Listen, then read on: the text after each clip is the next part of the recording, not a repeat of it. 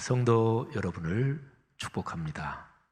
오늘 설교 말씀을 통해서 아버지 하나님께서 여러분 각 사람 또 가정 가문에 구체적으로 위로와 격려, 희망과 용기 그리고 깨달음과 권면을 주시길 바랍니다.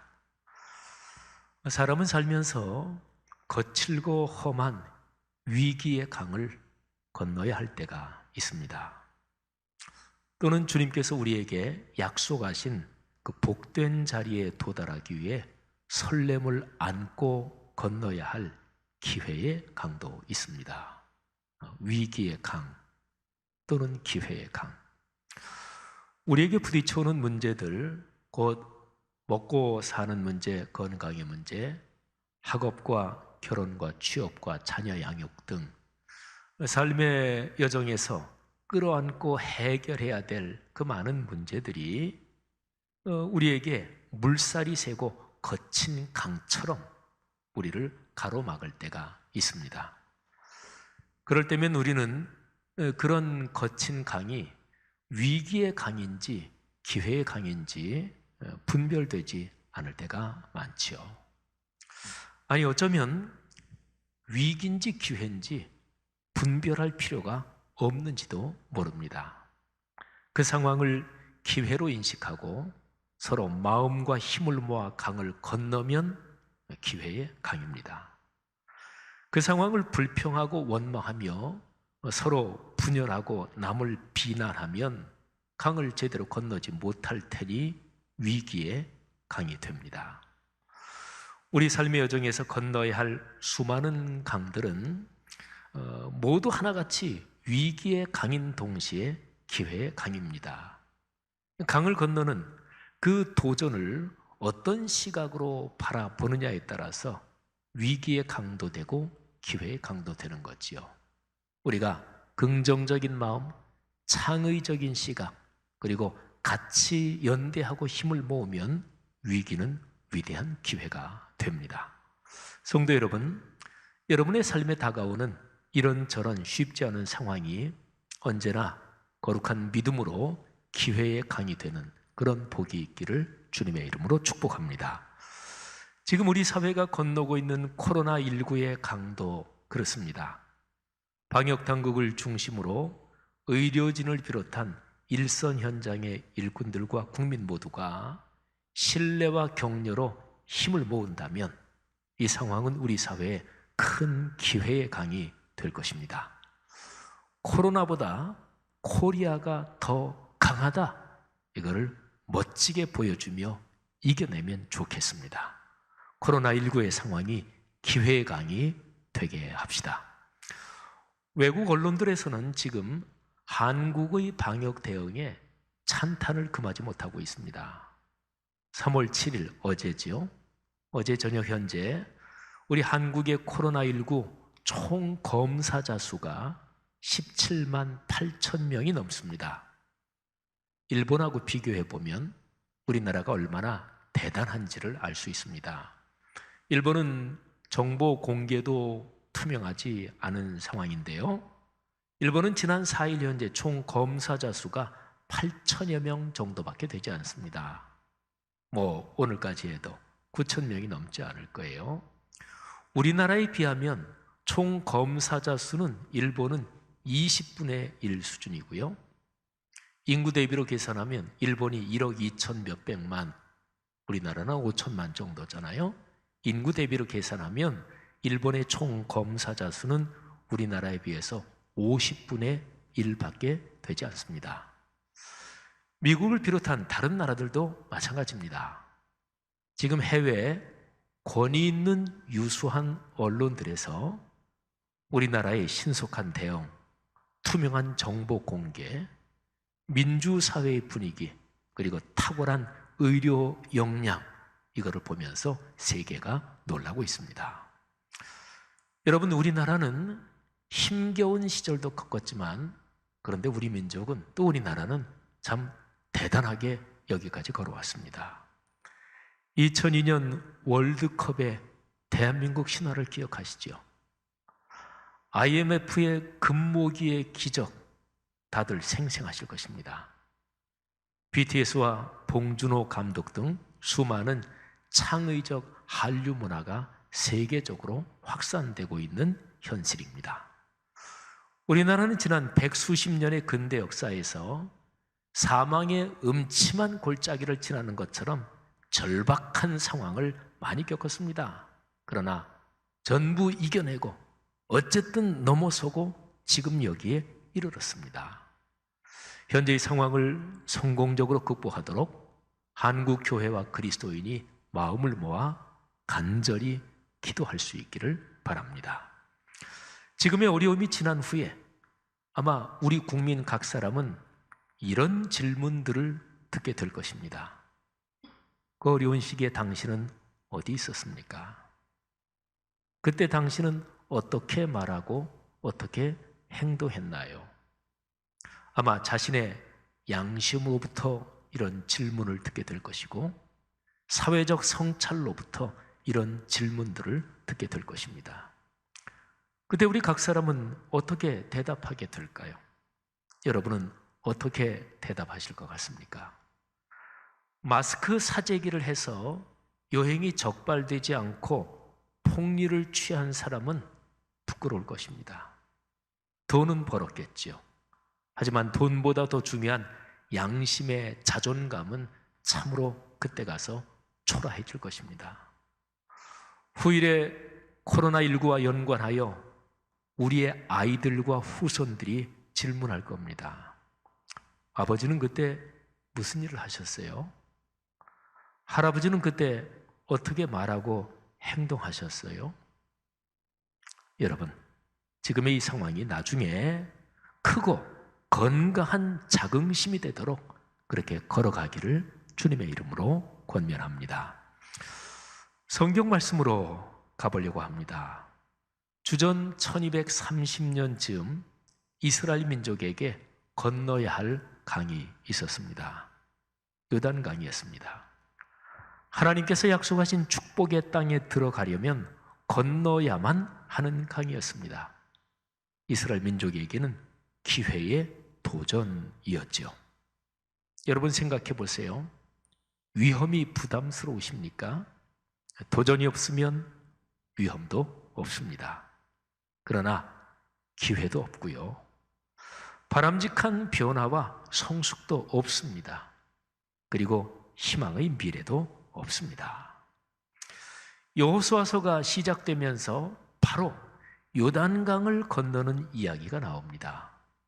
여호수아서 1장은 요단강 건너는 이 도강의 준비, 그리고 2장은 정탐, 그리고 3장과 4장은 성공적으로 도강을 마친 것, 그리고 도강을 기념하여 요단강 바닥에 돌 12로 길갈이라는 곳에 기념비를 세우는 이야기입니다. 그 기념비를 세우는 뜻이 여호수아서 4장 마지막 절 24절에 다음과 같이 기록되어 있습니다. 이는 이 기념비를 세우는 이유가 땅의 모든 백성에게 여호와의 손이 강하신 것을 알게 하며 너희가 너희의 하나님 여호와를 항상 경외하게 하려 하심이라. 아멘. 길갈이라는 그 지명, 그 단어의 뜻이 원, 곧 둥글다는 뜻인데요. 돌 12를 아마 원형으로 세워놓았을 것입니다. 길갈은 이 기념비 때문에 이스라엘의 역사에서 특별하고 거룩한 장소가 되지요. 이스라엘 백성들이 길갈의 12돌 기념비를 볼 때마다 무슨 생각을 했을까요? 조금 전에 24절 말씀 들었잖아요. 이스라엘 사람들은 그 돌을 볼 때마다 아하, 하나님을 경외하고 예배해야 산다. 하나님의 거룩한 말씀에 순종해야 산다. 이것을 거듭 되새긴 거지요. 자, 5장으로 넘어갑니다. 5장으로 넘어가면 하나님의 명령으로 이스라엘 백성들이 할례를 시행하고 유월절을 지키는 장면이 나옵니다. 유월절 지키고 유월절 지킨 그 다음 날 가나안 땅에서 난 이 소산물을 먹어요. 그리고 먹은 그 다음 날 광야 40년 동안 하나님께서 내려주시던 만나가 그칩니다. 바로 이 장면까지가 여호수아서 5장 12절까지예요. 참 중요한 그런 계획이지요. 이제 광야 시대가 막을 내리는 거예요. 본격적으로 가나안 시대가 개시되는 것입니다. 그러니까 여호수아서 1장 1절부터 5장 12절까지 이게 이제 중요한 한 덩어리죠. 근데 이 덩어리에서 이 덩어리의 이 얘기가 진행되는 모든 과정에서 요점이 있습니다. 하나님을 경외하고 하나님의 말씀에 순명하라. 따라 죽을 순자, 그리고 명령명 또는 목숨명자, 곧 목숨을 바쳐서 순종하여 말씀대로 살아라 하는 것이었습니다. 바로 이 한 가지에 이스라엘의 운명, 명운이 걸려 있었습니다. 이 한 가지를 훈련하여 몸과 마음과 영혼에 새기게 하려고 하나님은 여호수아서 1장 초반부터 보면은 아주 주도 면밀하게 일을 진행하십니다. 여러 사건이 말씀드린 대로 5장 12절까지 나오잖아요. 근데 그 여러 가지 사건, 여러 가지 과정에서 하나님은 계속해서 한 가지 메시지를 주시는 거예요. 나를 경외하라. 내 말에 순명해라. 그래야 산다. 보세요. 도강 전에 말씀을 주시고 민족 전체를 성결하게 하십니다. 2장 정탐을 통해 하나님의 언약을 더욱 신뢰하게 합니다. 그 여리고성 가나안 사람들의 반응을 듣잖아요. 야, 저 이스라엘이 믿는 그 신이 대단한 신이야. 큰일 났어. 그런 반응을 들으면서 야, 하나님께서 주신 약속의 땅에 대한 그 언약의 말씀이 드디어 이루어지는구나. 말씀에 대한 신뢰를 더 깊게 하는 거죠. 도강할 때 말씀의 약속을 상징하는 언약궤가 도강의 선봉에 섭니다. 언약궤를 맨 제사장들은 이스라엘 사람들이 강을 다 건널 때까지 강 한가운데 굳게 서 있었습니다. 길갈의 12돌은 언약의 상징입니다. 5장에 할례와 유월절이 나온다고 했죠. 이것도 마찬가지예요. 언약의 백성으로서 하나님의 언약을 몸에 새기는 것이 할례고, 민족의 삶에서 매년 출애굽의 구원을 감사하며 다시금 말씀대로 살겠다고 서원하는 것이 바로 유월절입니다. 자, 보세요. 그러면 여호수아서 5장 12절까지 모든 준비가 다 끝났습니다. 이제 본격적으로 가나안 내부로 진격하면 됩니다. 정복해야 될 가나안의 첫 번째 성 여리고가 저기 눈앞에 있습니다. 그런데요, 갑자기 5장 13절부터 15절까지 요 세 절에 특별한 사건 하나가 등장합니다. 갑자기 툭 튀어나오는 것 같아요. 문맥의 이야기의 흐름을 보면 지금까지의 준비 5장 12절까지, 그리고 이제 곧 여리고성을 공격하면서 시작되는 가나안 정복의 모든 과정, 6장부터 이어질 모든 과정. 근데 이 사이에 이 세 절이 어색하게 끼어들어 있는 것 같습니다. 자, 이 세 구절의 내용을 한번 살펴보겠습니다. 여호수아가 여리고에 가까이 이르렀을 때, 아마도 여호수아가 여리고 공격을 개시하기 전에 자기 핵심 수행원 몇 사람을 데리고 여리고 성 좀 가까운 곳으로 갔는지 모르겠어요. 아니면 여호수아 혼자 여리고가 좀 잘 보이는 곳으로 좀 가까이 갔는지도 모릅니다. 그런데 갑자기 칼을 빼어 손에 들고 마주선 한 사람이 보였습니다. 얼핏 봐도 대단한 용장이었습니다. 여호수아가 용감하게 한 걸음 성큼 더 나가서 묻습니다. 너는 누구냐? 우리를 위하느냐? 우리의 적들을 위하느냐? 여러분 생각해 보십시오. 여호수아는 민족 전체를 책임진 총사령관입니다. 여호수아 한 사람에게 이스라엘 민족 전체가 죽느냐 사느냐, 가나안 진입을 성공적으로 수행하느냐, 아니면 다시 후퇴해서 광야의 생활로 들어가느냐, 이게 다 여호수아에게 걸려 있습니다. 이제 곧 여리고를 공격할 겁니다. 근데 갑자기 대단한 장수가 나타나요. 이런 상황에서 중요한 것은 정확하게 딱 한 가지입니다. 이 자가 누구 편이냐? 저쪽 편이다? 그러면 베어야 합니다. 죽이지 않으면 우리가 위험하지요. 우리 편이면 참 고마운 일이지요. 그런데 그 장수의 대답이 이렇습니다. 아니다. 나는 여호와의 군대의 대장으로 지금 왔느니라. 그 장수는 하나님의 군대 대장, 곧 천사였습니다. 이 하나님의 군대 장수가 대답한 말, 그 내용이 아주 중요하고 의미심장합니다. 자, 먼저 아니라 이렇게 얘기하지요. 이 말이 무슨 뜻일까요? 여호수아가 무슨 질문을 했지요? 너는 우리 편이냐? 우리의 적군 저쪽 편이냐? 이거잖아요. 근데 그 질문에 대해서 이 하나님의 군대 대장이 이렇게 말한 거예요. 양쪽 다 아니다. 굳이 편으로 말하자면 이 장수는 하나님의 편이었습니다. 보통 사람이 서로 양쪽이 싸우는 상황이 있잖아요. 그럴 때 하나님이 보실 때 양쪽이 다 의롭지 못한 경우가 많습니다. 하나님을 믿는 신앙인들, 그리스도인들이 서로가 어떻게 양쪽 편에, 반대편에서 싸울 때가 있어요. 그러면서 서로 하나님이 우리 편이다 이렇게 말하는데 사실은 그렇지 않습니다. 양쪽 다 하나님을 이용해 먹는 경우가 다반사입니다. 여러분, 하나님의 군대 대장은 여호수아에게 진실하게 하나님의 뜻에 순명하여 하나님 편이 되는 게 중요하다, 이런 메시지를 전하는 것이죠. 여호수아, 이 하나님의 사람의 신앙이 참으로 귀합니다. 칼을 빼어들고 있는 그 용장과 대화하는 그 상황에서 그 장수의 말을 듣고 그의 정체를 알지요. 그러면서 바로 깨달음을 얻어요. 지금 여호수아 자신과 이스라엘 민족에게 가장 중요한 것이 무엇인지 그 상황 속에서 바로 깨닫습니다. 뭘까요?